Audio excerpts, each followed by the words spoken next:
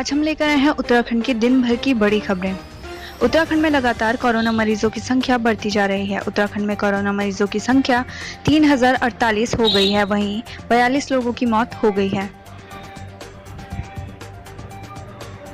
Uttarakhand corona tracker, कुल आंकड़े 3048, स्वस्थ 2508, एक्टिव 498, मौतें 42। वहीं जिलों की बात करें तो अल्मोड़ा में 190, बागेश्वर 86, चमोली 76, चंपावत 59, देहरादून 734, हरिद्वार 317, नैनीताल 526, पौड़ी गढ़वाल 143, पिथौरागढ़ 67, रुद्रप्रयाग 66, टिहरी गढ़वाल 420, उधम सिंह नगर 279, उत्तरकाशी 75। आज उत्तराखंड के 4 जिलों में भारी से भारी बारिश का अलर्ट। अगले 4 दिन सावधान रहें। आने वाले 4 दिनों तक राज्य के पर्वतीय जिलों में बारिश मुसीबत लेकर आएगी। मौसम विभाग की ओर से जारी बुलेटिन में राज्य के कुछ जिलों में अगले 4 दिनों तक तेज से बहुत तेज बारिश हो सकती है।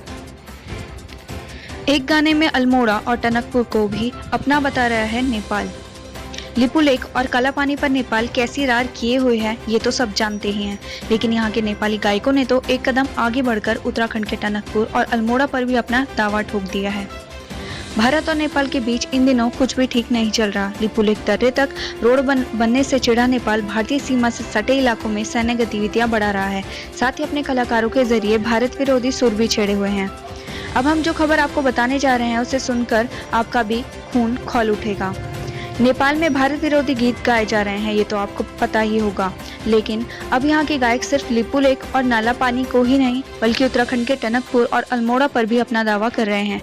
कह रहे हैं कि लिपुलेख और काला पानी के साथ साथ टनकपुर और अल्मोड़ा भी हमारे ही होने चाहिए। हम रहो लिपुलेख, हम रहो काला पानी, ये उस गीत के बोल हैं जिसे नेपाली गायकों ने यूट्यूब पर अपलोड किया है। बरसात में खतरनाक हुआ बद्रीनाथ हाईवे, जगह जगह पहाड़ों से गिर रही चट्टानें। शनिवार तड़के करीब 6:30 बजे ऋषिकेश बद्रीनाथ हाईवे पर उमा माहेश्वर आश्रम के पास पहाड़ी से भारी चट्टान सड़क पर आ गई। बद्रीनाथ हाईवे पर इन दिनों कर्णप्रयाग के आसपास सड़क चौड़ीकरण का कार्य चल रहा है। कार्य के दौरान सड़क के किनारे पहाड़ी खोदने से बारिश में ऊपरी भाग से चट्टानें धंस रही हैं। कोरोना ड्यूटी में लगे पुलिस कर्मियों को अब मिलेगी हफ्ते में 1 दिन की छुट्टी। कोरोना संक्रमण से संबंधित ड्यूटी में दिन रात हमारी सेवा में लगे हमारे कोरोना वॉरियर्स पुलिस कर्मियों को अब हफ्ते में 1 दिन आराम के लिए छुट्टी दी जाएगी। वहीं अगली खबर श्रीनगर से। ऋषिकेश बद्रीनाथ हाईवे पर वाहनों पर गिरे पत्थर, एक व्यक्ति घायल। ऋषिकेश बद्रीनाथ राजमार्ग पर तोता घाटी में शनिवार सुबह उस समय बड़ा हादसा होने से टल गया जब अचानक पहाड़ी से बड़े बड़े बोल्डर वाहनों पर गिरने लगे। इस दौरान एक वाहन में बैठा व्यक्ति घायल हो गया, जिसे उपचार के लिए CHC में भर्ती कराया गया। स्थायी राजधानी पर मंथन। देहरादून को स्थायी राजधानी बनाने की कवायद तेज, विसनेली संपत्ति विभाग की बैठक।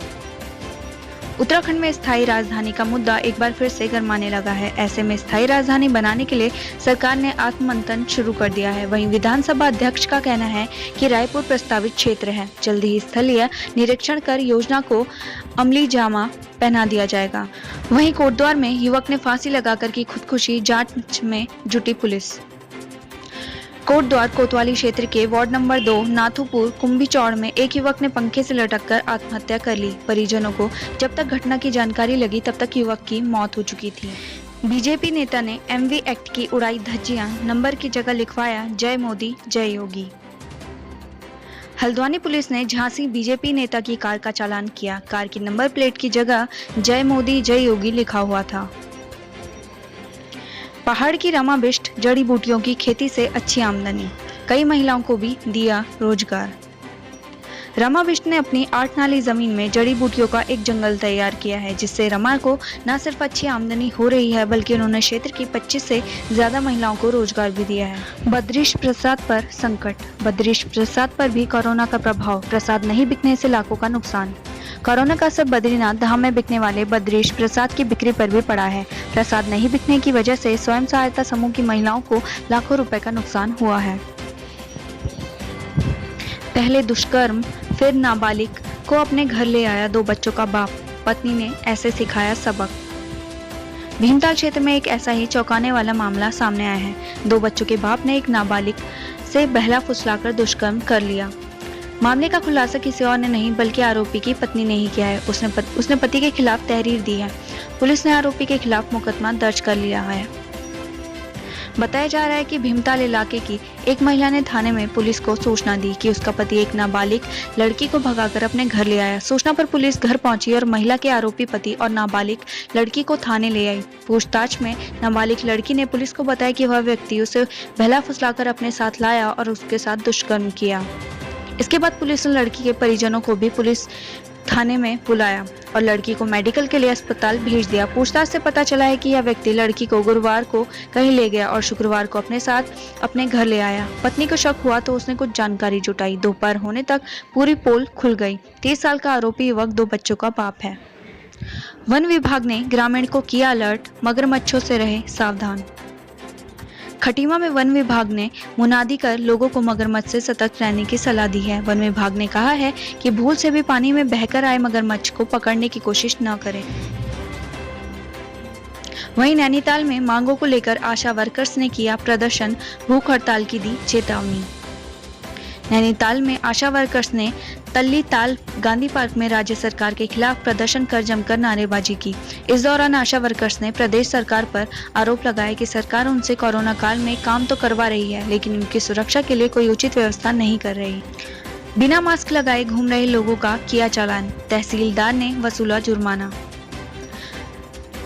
कोविड-19 की रोकथाम के लिए तहसील प्रशासन ने नैनबाग में अभियान चलाया। इस अभियान के तहत तहसीलदार जालम सिंह राणा की टीम ने बिना मास्क पहने घूम रहे लोगों के खिलाफ कार्रवाई की, जिसमें 19 लोगों का चालान कर उनसे 1900 रुपए जुर्माना वसूला गया। साथ ही लोगों को सतर्कता बरतने को कहा गया।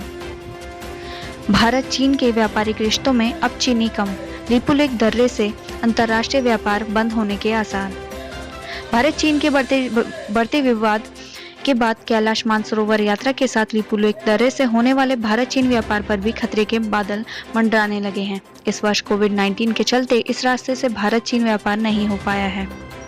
भारत चीन व्यापार में जाने वाले व्यापारियों ने भी अंदेशा जताया है कि भारत और चीन के बीच सीमा विवाद की स्थिति ऐसी ही रही तो इस रास्ते से व्यापार बंद हो सकता है। साथ ही उन्होंने देश हित में चीन से व्यापार छोड़ने की बात भी कही। मालूम हो कि पिछले कुछ सालों से आयात और निर्यात में काफी कमी आई है।